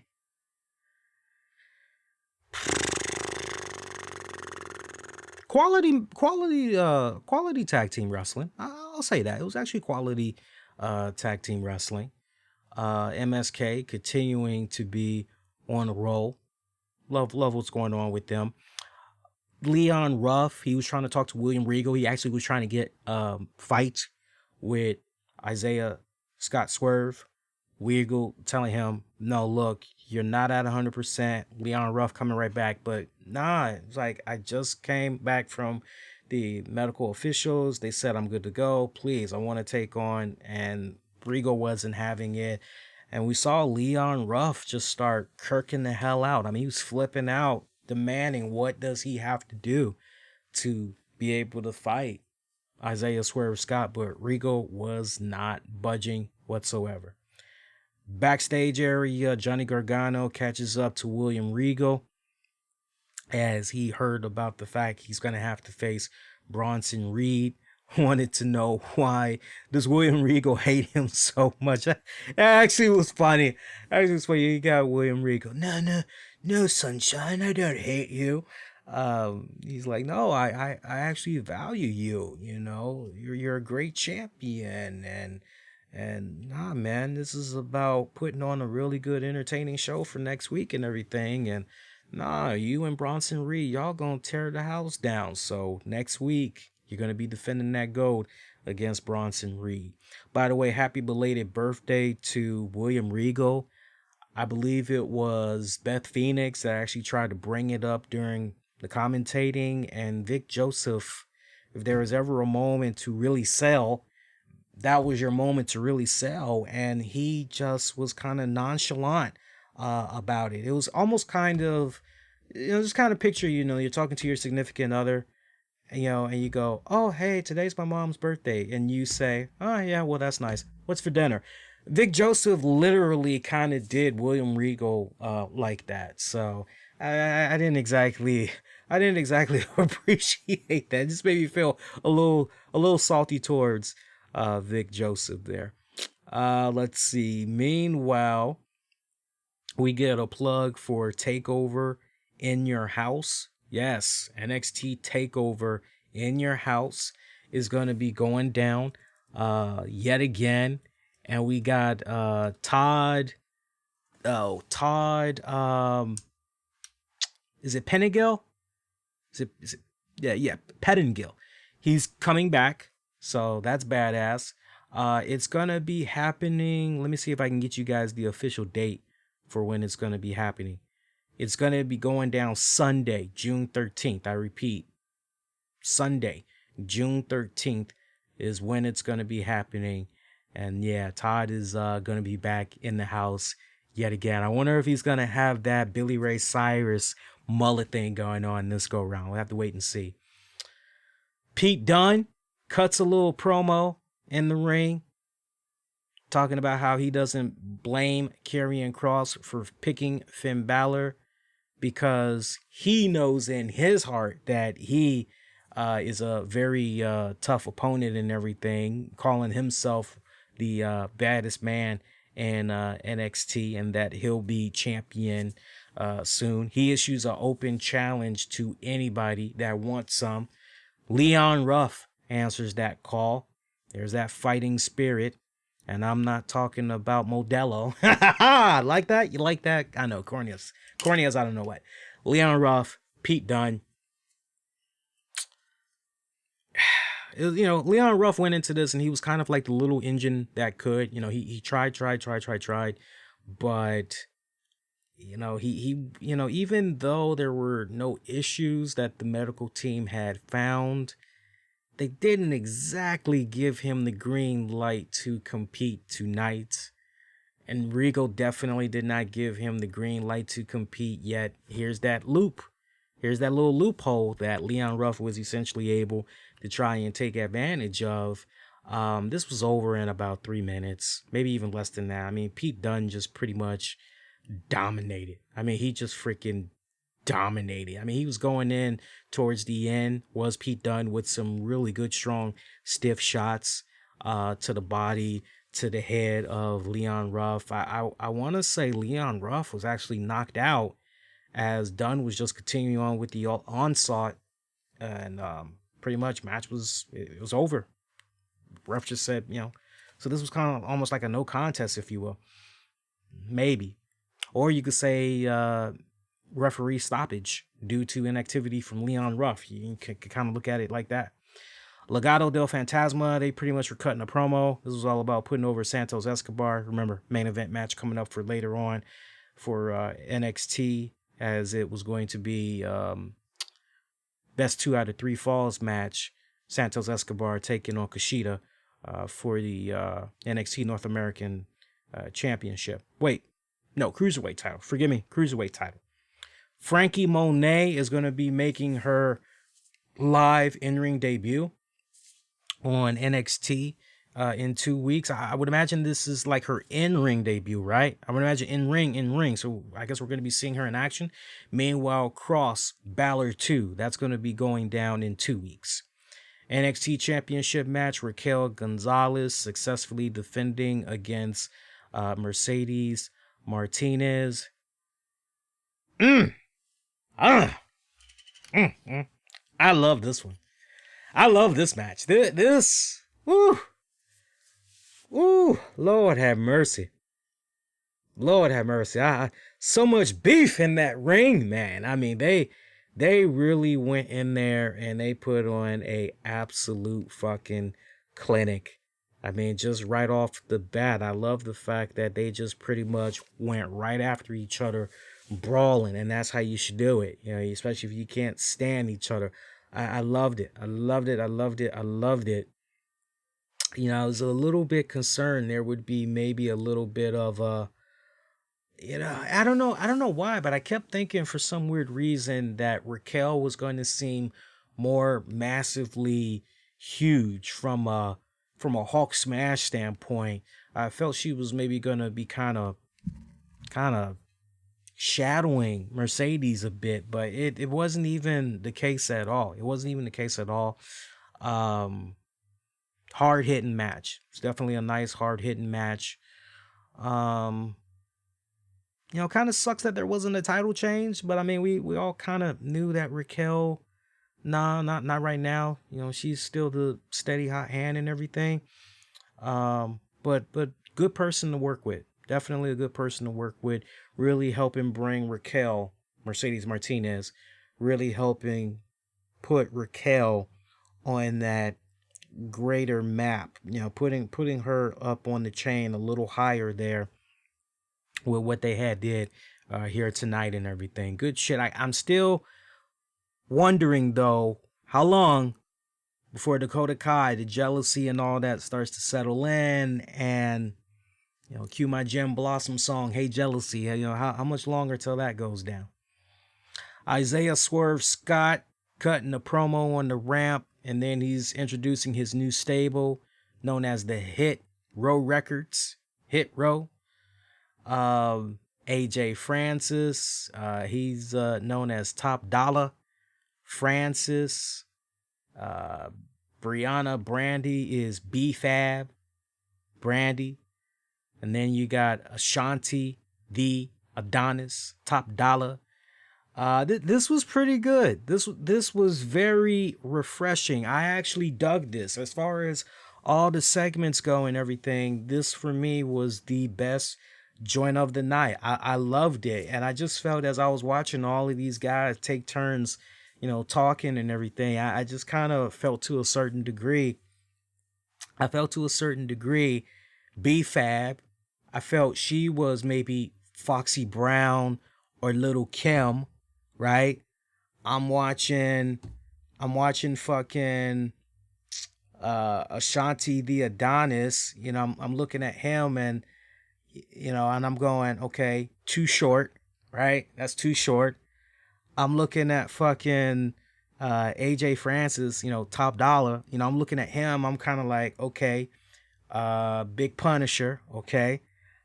I'm looking at who else is left? Who's left in there? I think I pretty much got everybody except for Isaiah Swerve Scott. I'm looking at him, and he's probably, God, who could I say? Maybe he's Method Man, right? Maybe he's Method Man. you're just kind of like, ooh, this is a nice little entourage of a little hip hop little. I like this. This is very, very refreshing. As long as I have been watching NXT, very seldom have I really, really got into a stable that just, okay, I totally can not only relate to this, but I really think this is fucking badass. Don't get me wrong. I thought the Undisputed Era, I thought that was okay, but I never was heavily invested into the UE.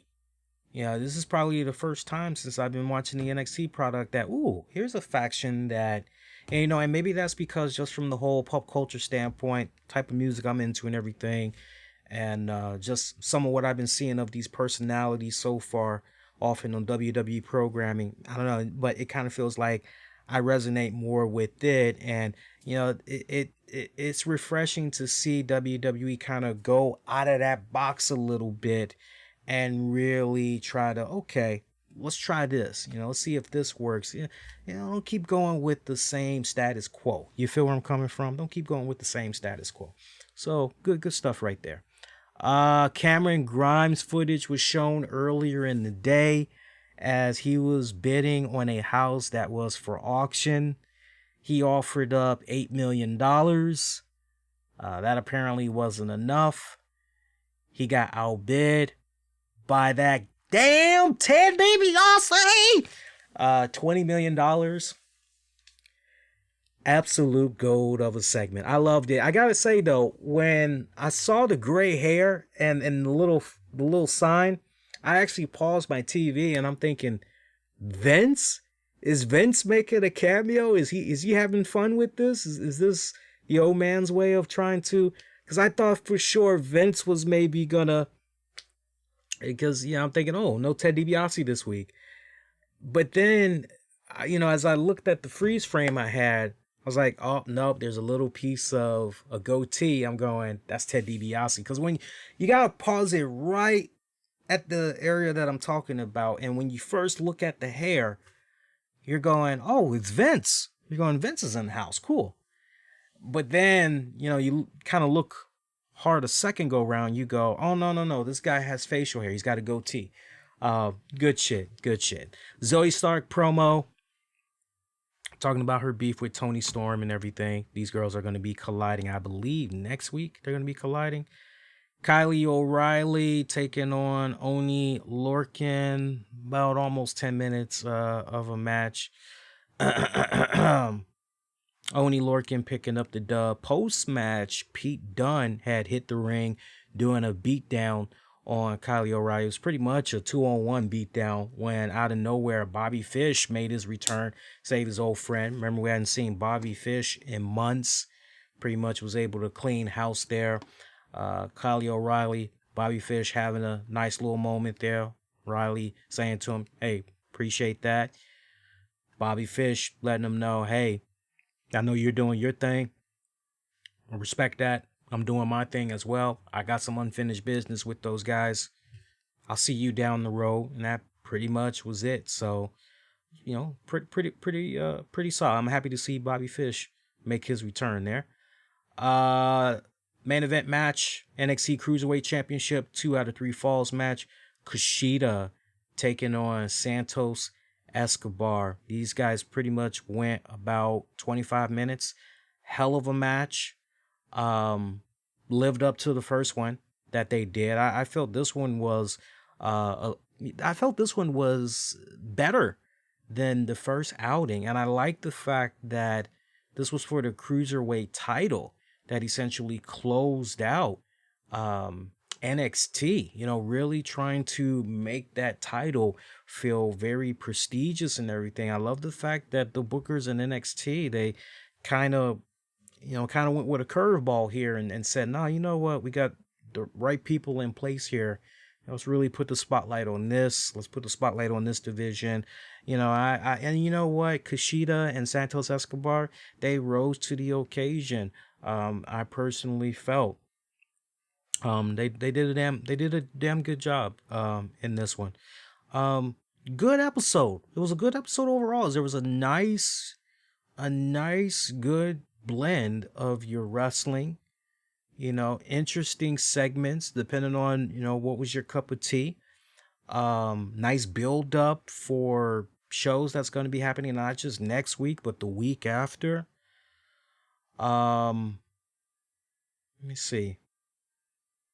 Swerve, Grimes, all that it was pretty good. It's sad that when you look at the ratings, however, for this week's NXT, tells an entirely different story. The NXT ratings were actually pretty bad for this week. Not sure if you guys are aware of this, and I'm looking forward to seeing the rating segment breakdown here. But according to Showbuzz Daily, NXT for this week, it did not even crack 700,000. Marinate on that for a tick. NXT was not even able to make, think about that, uncontested. Look, man, probably the only thing you had going on Tuesday night, you had the NBA on TNT. I mean, we had a damn good Lakers game, but see, that Lakers game came on way after NXT was over with. But we had a really good Lakers game as they were taking on the Knicks. It went into overtime. It was a fucking good ass game. I mean, it felt like I was watching an old school game from the late 80s, early 90s. It had that type of a nice throwback feel to it. And they were playing without LeBron. I forgot what the first game was that was on TNT, but my point, uncontested. You didn't have anything that was going on really Tuesday night. And yet NXT, the official number, they brought in 697,000. This is down from last week's number, which was 761,000. Now look, we got people that's going, this is the first low rating of all time since NXT moved to Tuesdays. And it's like, wait a minute. NXT had moved to Tuesdays not that long ago. I mean, like, it's so funny because, like, when you stop and think about it, and you see how some of these websites, how they try to operate and the way some people try to spin shit on social media, you're going, really? Like, really? Come on, man.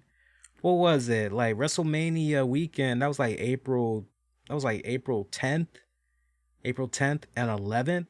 And NXT was that Tuesday, April 13th. So that was your first episode. So 1, 2, 3, 4. So basically 5 episodes in. And you want to go, the first lowest number ever. It's only 5 episodes in. It's only 5 episodes in. Come on, man. We're talking about a month and 1 week worth of episodes. Let's wait until we have about maybe 6 months of data before we start going with the salacious tabloid titles and all that other shit, But it very interesting because this was a loaded up episode. I don't know. Maybe you could make the argument, well, yeah, might be a good show, but not expecting any title changes. So yeah, I can't wait to see the quarter breakdown segment. I cannot wait to see it. With regards to the 18 to 49 demo, it was 0.17. NXT ended up being 25th overall on cable on Tuesday. So not good, man. Not good. Uncontested. I mean, think about that. As far as wrestling stuff goes, I mean, sure, you got Dark. You got NWA Power.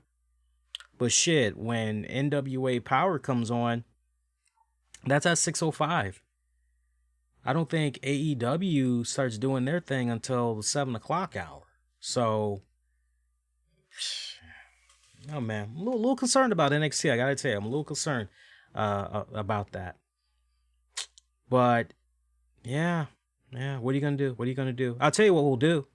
We'll look at a pic of Taya County one more time. There you go. Give you guys something to look at. I was saying, what are we gonna do? We're gonna look at some more Taya County. That's what we're gonna do. Oh, God, I love you guys. Hey, you guys enjoying yourself so far? You ain't done so already. Make sure you click on that like, hit that bell notification so you don't miss out on all the great content that's coming your way, always on a weekly basis that we put out for you guys. Let's see. Did you guys hear about that NXT referee Drake Wirtz? I mean, he's been missing some NXT shows here and there, but he most recently had missed NXT from this week because he was arguing against mask in schools down there in Florida. And I mean, this guy's coming off fucking hardcore. I mean, he is coming off hard fucking core. So PW Insider, they reported that the reason NXT referee Drake Wirtz had missed the tapings was because he was too busy attending a school board meeting for the Seminole County Public Schools to argue against masks in schools. He told the superintendent that he shouldn't allow for masks for children in school, as the dangers of mask outweighs the dangers of COVID-19. He also added that the superintendent would be going against the wishes of God if the mask were allowed to remain. He said the superintendent allows these precious children to be victims of basically a tyranny, outreach. And he spoke about wearing masks to protect the health of teachers, saying that in that county, God's country, we put the needs of our children first. And I mean, he was going the whole biblical scripture reading, all that. And this isn't the first time that this particular referee has made the news, as a couple of weeks prior to that, he had got into a Zoom call where there were county public officials that were doing their thing.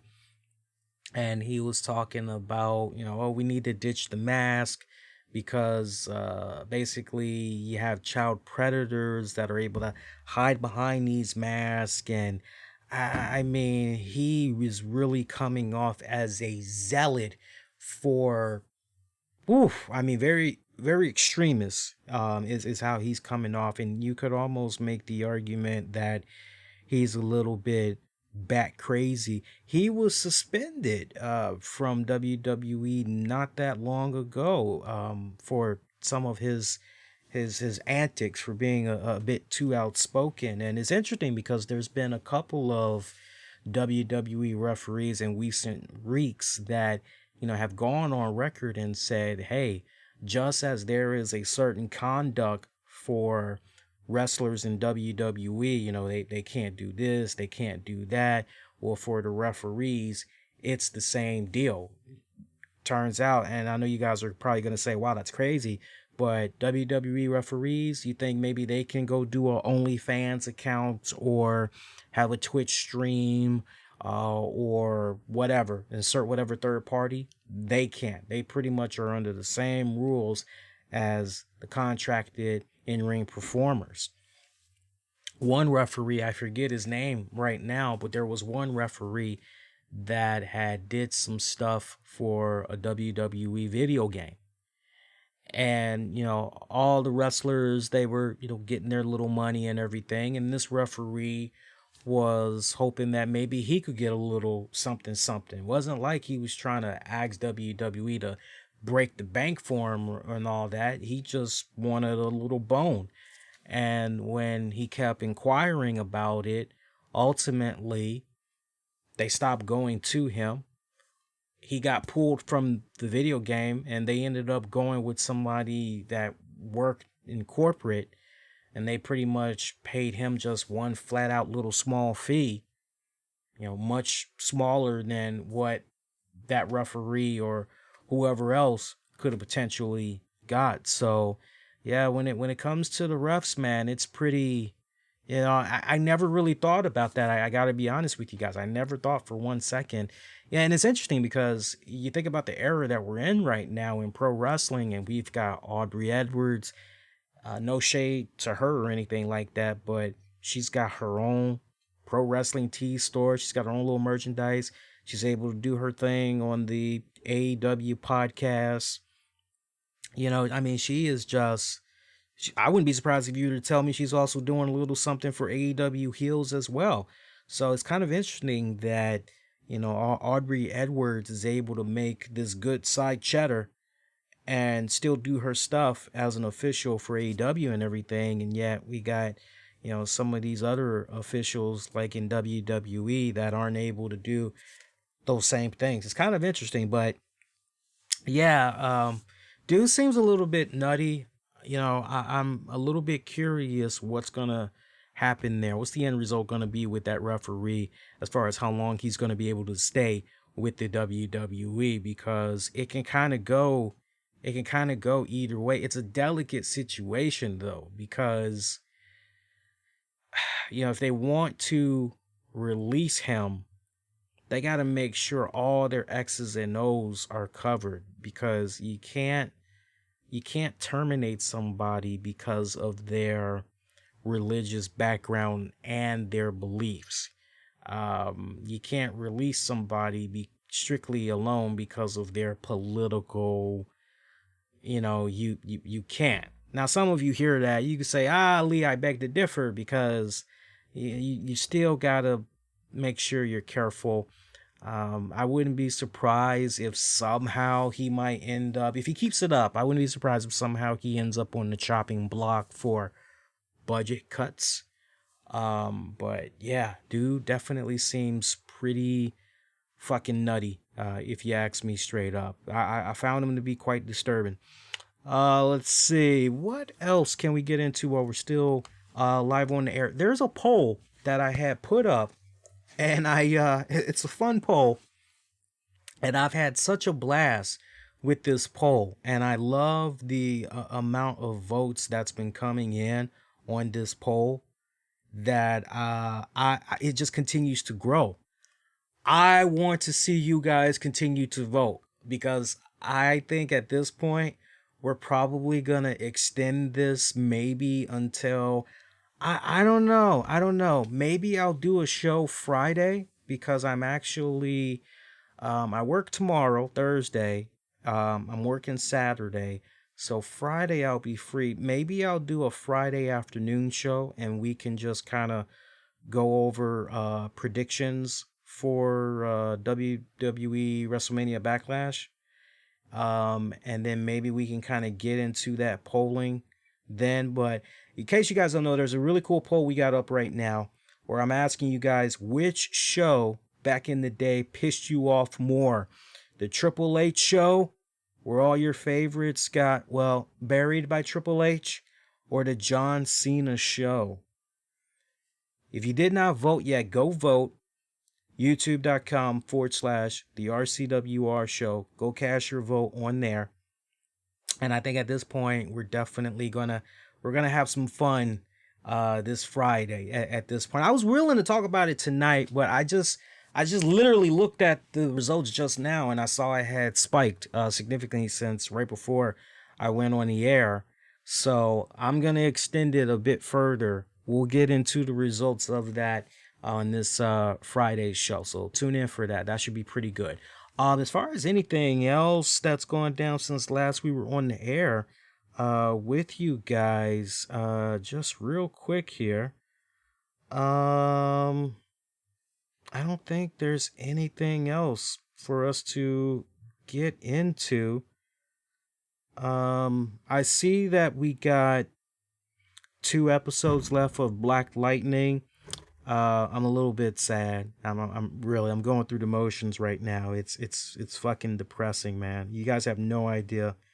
I don't want that show to end, man, and it just makes me feel so fucking sad. It really, really does. No, we're pretty good, guys. I mean, we're pretty much up to date. Let me see. We came on at 10. Yeah, we're good. Well, let's stick a fork in it. Let's call this show DONE done. I mean, we'll come right back Friday night, 10 p.m. Eastern after SmackDown goes off the air. And we'll talk about SmackDown Fallout. By then, we'll probably have a good idea what was going on there with AEW Dynamite, not just as far as the ratings, but the ratings segment breakdown. So we'll have that to look forward to. There is some MLW news I want to get into as well with you guys. Ties into YouTube. So we'll definitely talk about that on the Friday show. We'll look at the Backlash card. So it's going to be a nice in and out show. I would think that since we're going to be coming right back that weekend for the pay-per-view, I would imagine that show is probably at most maybe going to be about 90 minutes, maybe a little less than that. So if you're going to be around Friday night at 10 p.m. Eastern, come tune in, hang out, shoot the shit and all that. Should be solid. For all the very latest, be kind, rewind, check out previous episodes you might have missed on demand and on the downloads, wherever you get your podcasts. And shout out to our Patreon familia, patreon.com/RCWR show. That's where you need to go check out bonus audio, video content. Won't be able to find anywhere else. Be a Patreon member for just $5 a month. And nice, awesome, growing community over there. Shout outs to Anthony DeBlasi, Don Tony. Shout out to you, my friend. Hope you're doing well.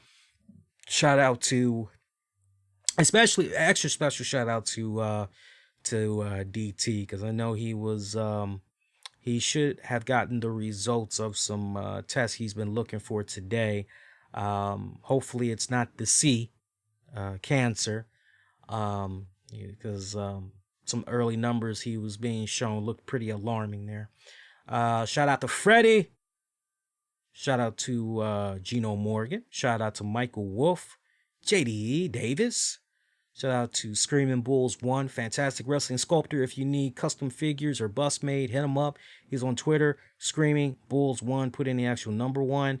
Shout out to Wishful Walking Videos. They're on YouTube, posting new content daily going through the summer. Check them out. Special shout out once again to our newest sponsor in smartbitcoininvestments.com. If you want to learn how to invest in Bitcoin and other cryptocurrencies and locate the best Bitcoin RRA companies, you'll get the help you need by these pros over at smartbitcoininvestments.com. They are centered around teaching the subject of financial literacy for Bitcoin enthusiasts from all over the globe. They have over 100,000 readers and over 10,000 pages of useful information. Check them out, smartbitcoininvestments.com. Whether you're a Bitcoin veteran or a beginner, they can help you out. They got an app in the iOS and Android store as well. You can follow them throughout social media too. Just go on their website, smartbitcoininvestments.com. You'll be able to find all that information. Other than that, that is going to do it. One more time, you guys enjoyed yourselves? Please, as you make your exit, hit the like. Let YouTube know you enjoyed this content. Helps other people be able to discover it more with ease. Click that bell notification so you don't miss out on all future content that comes your way. Till next go round, wishing all y'all to be safe. Most importantly, be kind to one another. I will see you all next go round. Adios. Be well, my friend.